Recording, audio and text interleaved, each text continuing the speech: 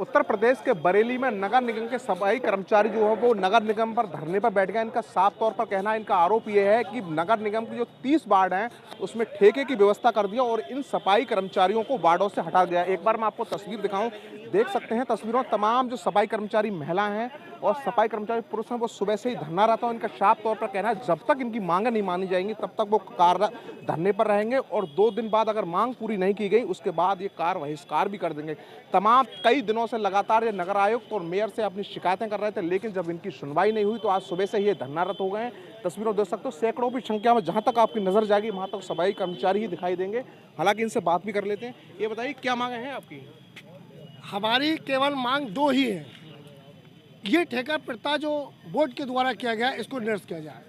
इसकी मेन मकसद जो हैगी वो ये हैगी दलाली को आगे बढ़ावा देना। किस तरह की दलाली का? जैसे कि मान लीजिएगा सफाई कर्मचारी नियम शासन के 14,000 से 12,000 रुपये तक 16,000 रुपये तक शासन द्वारा निर्धारित किए गए, नगर निगम के द्वारा भी।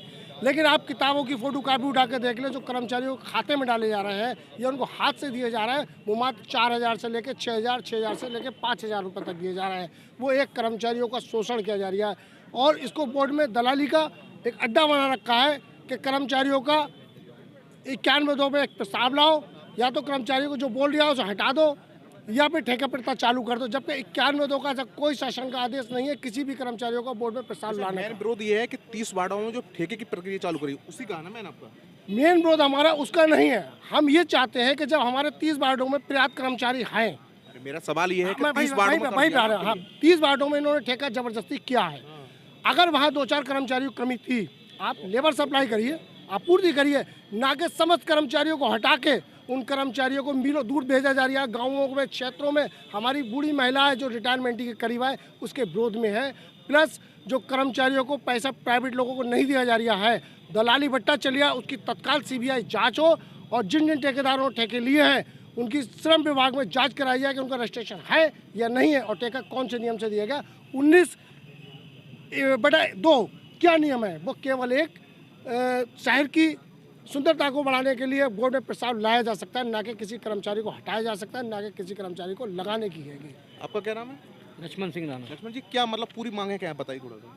देखिए, सफाई कर्मचारियों की मांगे हैं जो ठेका प्रथा जो लागू हो रही है, ठीक है, ठेका प्रथा नहीं होना चाहिए। और जो सफाई कर्मचारी जो हमारे पहले से वार्डों में काम कर रहे हैं वो रहना चाहिए। अगर जो उनकी जगह अगर कहीं कर्मचारी कम है तो उन्हें दूसरी जगह से लाके लगाया जा सकता है, ठीक है। हाँ, और उनकी जो पूर्ति है वो करें और उनकी जो तनख्वाह है वो ज़्यादा दी जाए। जो नहीं कि 6,000, 4,000, 6,000, 4,000 में आजकल हो क्या रहा है, 6,000, 4,000 उन्हें देकर जो है वो ठेकेदार और जो अधिकारियों की साठगांठ वार्डों से भी हटा दिया आप लोगों को? 30 वार्डों से जो नगर निगम प्राइवेट कर्मचारी तैनात कर दिए जो नगर निगम के जो अधिकारी हैं उसमें वो इन्वॉल्व हैं, उनकी भी जो है कमीशन पहुंच रहा है उनके लिए ठेकेदारों से जो है। तो हम इसी के विरोध में है, ठीक है। और सफाई कर्मचारियों के समर्थन में हमारा जो मजदूर मंडल जो संगठन है वो इनके साथ है और इनकी लड़ाई में जो है बराबर इनके साथ रहेगा। और लोग में अच्छा ये बताइए, ये आपकी मेन मांगे क्या है, थोड़ी जो बताइए विस्तार से। मेन मांग तो ये है कि सबसे पहली बात तो ये है कि सफाई मजदूरों का जो शोषण हो रहा है इसको बंद किया जाए। किस तरह का शोषण हो रहा है? आज सब तरह से शोषण हो रहा है सफाई मजदूर का। ना तो उसको समय पर तनख्वाह मिलती है, ना ही उसको वर्दी मिलती है, ना ही उसको ठीक से झाड़ू मिलती है और कोई मेडिकल सुविधा नहीं है उसके पास। तो क्या ये सफाई कर्मचारी क्या एक दुनिया से अलग है या समाज से अलग है जो उसके साथ इस तरह दोयम व्यवहार किया जाता है? आज पूरे सफाई कर्मचारी को जो दोयम दर्जे का देखा जाता, ये सबसे बड़ी जो मैं ये कह सकता हूँ कि सफाई कर्मचारी के संग बहुत बड़ी त्रासदी है आज। दूसरा ये है कि जो 30 वार्ड हैं वो प्राइवेट में कर दिए हैं, आपको वहाँ से हटा भी दिया है क्या? सफाई कर्मचारियों को जो स्थायी कर्मचारी थे उनको वार्डों से हटा दिया गया और एक प्राइवेटाइजेशन करके एक अन्य तरीके से दूसरे कर्मचारियों को लाके उन वार्डों में काम कराया जा रहा है। जो सफाई कर्मचारी काम करते थे उन वार्डों में, अब उन वार्डों की स्थिति देख लीजिए और जो अब अलग से जो कर्मचारी लगे अब उन वार्डों की स्थिति देखिए। जो सफाई कर्मचारियों के समय काम हुआ करता था आज वो वार्ड 10 से ज़्यादा बदतर हो गए और जो सफाई कर्मचारी काम पे भी लगे हैं उनके लिए भी पैसा कम दिया जा रहा है। जैसा कि अभी हमारे सभासद महोदय भी बता रहे थे कि उनका PF का पैसा किसी दूसरे के खाते में जा रहा है। इससे बड़ा शोषण और क्या सकता है? तो मैं कहता हूँ इन सब शोषणों को समाप्त करने के लिए नगर निगम के कर्मचारियों प्रदेश सरकार को इसमें हस्तक्षेप करके ये देखना चाहिए कि सफाई कर्मचारियों का शोषण नहीं होना चाहिए। जबकि हमारे प्रधानमंत्री ने सफाई कर्मचारियों के पैर छुए पैर धोए, तो क्या पैर धोने का मतलब ये है कि सफाई कर्मचारियों को शोषण? मैं कहता हूँ प्रधानमंत्री को इसमें हस्तक्षेप करना चाहिए। क्या माना 2024 के चुनाव बिल्कुल नजदीक है, सफाई कर्मचारी इस तरह से रूठे हुए हैं क्या? सफाई कर्मचारियों का शोषण जब होता रहेगा तो सफाई कर्मचारी तो निश्चित सी बात है कि रूठेगा। अगर ये ठेका पिरता और सफाई कर्मचारियों को शोषण अगर नहीं रुका तो इसके लिए सरकार को, सफाई कर्मचारियों को सरकार के विषय में सोचना पड़ेगा। अच्छा, क्या हो रहा है? लगातार ये इस तरह धरना प्रदर्शन कर रहे हैं, क्या मांगे हैं और अगला कदम क्या रहेगा आपका? देखिए, ये सारा कमीशन का खेल की वजह से ये सब हो रहा है। यहाँ का जो अपर नगर आयुक्त है वो हर चीज़ जो है वो ठेके पे व्यवस्था लागू कर रहा है, क्योंकि कंपनियों से और ठेकेदारों से इसको मोटा कमीशन प्राप्त हो रहा है। वहाँ 30 वार्डों की जो सफाई व्यवस्था करी गई है, 30 वार्डों में ठेके के और संविदा के और स्थायी कर्मचारी जब पहले से मौजूद हैं, स्थायी कर्मचारी पहले से काम कर रहे हैं, स्थायी कर्मचारी पहले से काम कर रहा है, संविदा का कर्मचारी वहाँ पहले से काम कर रहा है, तो उन्हें हटाने की क्या ज़रूरत है? नंबर 1। नंबर 2, अगर वहाँ कहीं कुछ स्थान रिटायरमेंट कर्मचारियों के खाली पड़े हुए हैं तो सरकार का ये आदेश नहीं है कि वहाँ ठेकेदारी व्यवस्था लागू करी जाए या कंपनी के थ्रू कर्मचारी रखे जाएँ। उनका सरकार का ये कहना था कि अगर जब तक स्थायी भर्ती नहीं हो रही हैं तब तक आउटसोर्सिंग के माध्यम से इन खाली स्थानों को भर दिया जाए। तो खाली स्थान तो ये भर दे रहे हैं, ये पूरे टोटल कर्मचारी हटा रहे हैं। 300 कर्मचारी वहाँ से हटाए अब 30 वार्डों में से, यानी कि स्थायी कर्मचारी को हटा रहे हैं। स्थायी कर्मचारियों को भी हटा रहे हैं। संविदा के जो लोग कम से कम 17-16 साल से काम कर रहे हैं उन्हें भी हटा दिया, और उनके तबादले भी ऐसी जगहों पर करें। किसी का 12 किलोमीटर किया है, किसी का 15 किलोमीटर किया है। महिला भी हैं। 54 गाँव जो है और 48 गाँव नगर निगम की सीमा में शामिल हो चुके हैं। अगर तुम्हें कंपनी लागू करनी है या ठेकेदारी करनी है तो पहले उन गाँव में तैनात करो।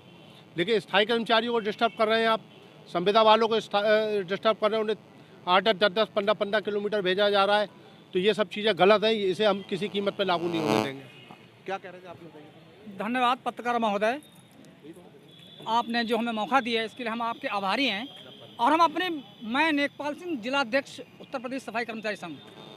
मानवर महोदय, हमारी लड़ाई जो है कोई एक आपसी लड़ाई नहीं है, केवल कर्मचारियों की लड़ाई है। हमारी लड़ाई ये है कि जो 30 वार्ड प्राइवेट किए गए हैं, ये इसलिए नहीं किए गए हैं, ये हमारे अधिकारी महोदय नहीं हैं, इसमें बड़ा खेल करना चाह रहे हैं। क्यों?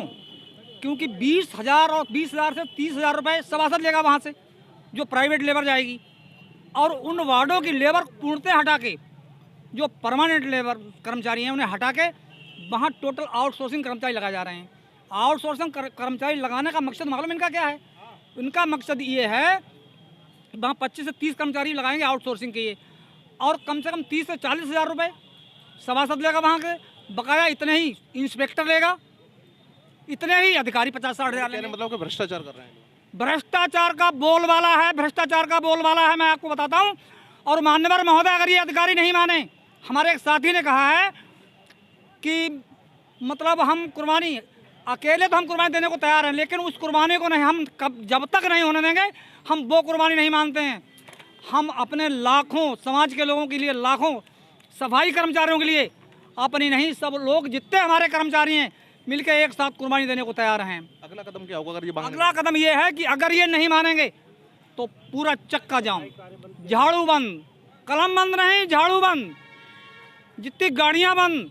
और एक दिन वो होगा कि अगर नहीं होगा, अगर ये कहेंगे तो हम लोग स्टाफ रिजाइन कर देंगे, कोई दिक्कत नहीं है। और बोलो, हम इस पे तैयार हैं। आज माननीय महोदय, चुनाव भी नजदीक है, कुछ नहीं रही सरकार क्या? भाई उन्हें वो क्यों करेंगे? उनको तो पैसा चाहिए ना, पैसे के बल पर तो सब कुछ कर सकते हैं ये अन्यथा सफाई कर्मचारियों के साथ जो है ना, जो अन्याय हो रहा है, इसको पूरे प्रदेश में हो रहा है। और इनको नहीं पता है, जिस समाज ने हिंदू धर्म को भगवान दिया है, भारतवर्ष को संविधान दिया है, उस समाज के साथ ये हो रहा है। और वाल्मीकि समाज, सफाई कर्मचारी वर्ग पूर्णतया इस सरकार के साथ है। लेकिन इस सरकार को आज जरा सी भी इस शर्म नहीं आई कि इस समाज के साथ हम कितना बड़ा अन्याय कर रहे हैं। 15, 18 साल, 17 साल हो गए संविदा सफाई कर्मचारी को, और आज तक इनने करवट नहीं ली। अगर मैं आपको पीछे की तस्वीर दिखाऊं, देखो तमाम जो सफाई कर्मचारी महिलाएं भी मौजूद हैं, सुबह से धरना रहते हैं। गौतम साहब, क्या मांगे नहीं मानी जा रही हैं आपकी? जी, अभी तक मांगे नहीं मानी गई हैं, और जो वार्डों के ठेके करे गए हैं ये गलत करे गए हैं।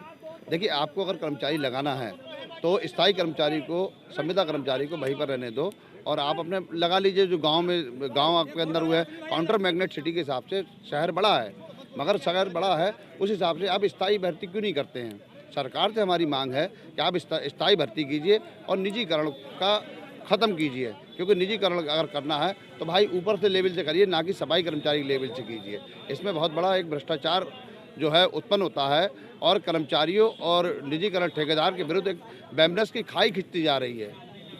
तो देख सकते हो तमाम जो कर्मचारी हैं और भी लोग हैं, ये बताइए क्या मांगे हैं, थोड़ा बताइए आगे के लिए क्या रणनीति बनाई है आपने। सरकार इस ठेके के सरकार ने ये नहीं कहा है, सरकार ने ये नहीं कहा है कि आप नगर निगम बेच दें, नगर पालिका बेच दें, नगर पंचायत बेच दें।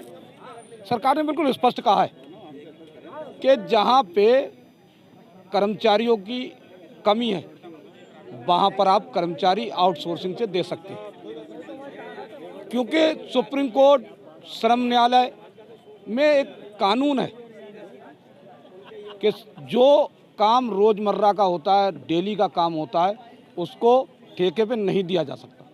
अगर दिया भी जा सकता है 3 दिन के लिए, 1 सप्ताह के लिए।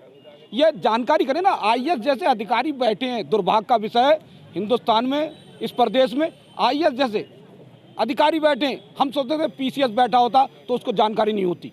अरे आईएएस बैठा है हमारे यहाँ, आईएएस को ये जानकारी नहीं है कि हम श्रम कानूनों का उल्लंघन कर रहे हैं यहाँ। अगला कदम क्या सोचा आपने? अगला कदम ये तय करेंगे, ये जो चाहेंगे वो करेंगे। हम ये चाहेंगे कि सफाई व्यवस्था भंग हो जाए, बिल्कुल भंग होगी।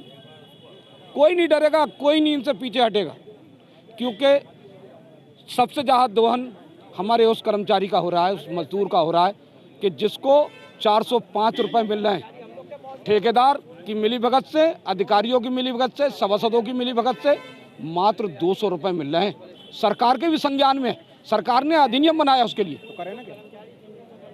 सरकार ने नियम बनाया, सरकार ने उसको कानून बनाया, लेकिन ये उस कानून का पालन नहीं हो रहा है। केवल हिटलरशाही सरकार को बदनाम करने के लिए, सरकार को जो है सरकार कमज़ोर हो उसके लिए ये काम कर रहे हैं अधिकारी हमारे।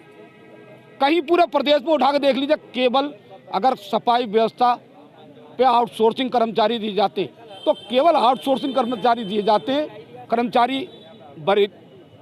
मैं आपकी जानकारी में देना चाहता हूँ, आजीविका केंद्र है डूडा में, वहाँ पे 1000 लोगों का रजिस्ट्रेशन है। माननीय नगर आयुक्त महोदय से मेरी स्वयं की बात हुई थी। देख सकते हैं तमाम जो सफाई कर्मचारी और सफाई महिला, इनका साफ तौर कहना, जब तक उनकी मांगें पूरी नहीं की जाएगी तब तक वो धरना रहते रहेंगे। अगर मांग नहीं मानी जाती तो उसके बाद वो एक तरह से कार बहिष्कार कर देंगे। वीडियो में संजीव के साथ मनवीर सिंह, TV9 बरेली।